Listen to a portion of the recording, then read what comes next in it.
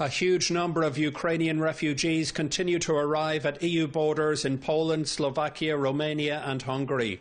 On Thursday, EU Home Affairs ministers adopted the Temporary Protection Directive. It means the refugees can work and go to school in any of the bloc's 27 member states for at least 1 year. If you compare to the refugees that came in 2015, how long time it took to have the proper decisions. For example, just to have their asylum applications processed, it could take years. So, by the EU's own admission, refugees travelling here from conflict zones involving Western military powers did not and do not receive the same protection.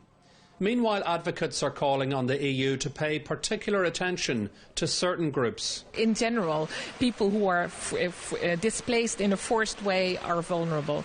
But we want to call attention to specifically the situation of women and girls, because they are disproportionately affected. European Commission President Ursula von der Leyen travelled to Slovakia and Romania on Thursday to assess the refugee crises facing the two EU nations.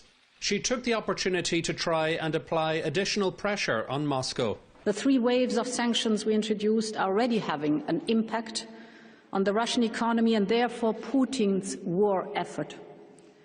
And we will take additional steps if the situation deteriorates on the ground. Non-EU country Moldova has taken in more than 100,000 Ukrainian refugees so far. EU Foreign Policy Chief Josep Borrell visited the country on Thursday to offer support. However, there is concern over the treatment of some who are trying to reach the EU from Ukraine.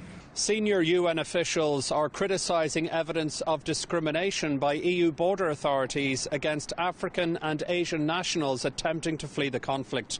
Rights groups are also condemning the racism and are asking EU leaders to remember the bloc's values they talk so much about.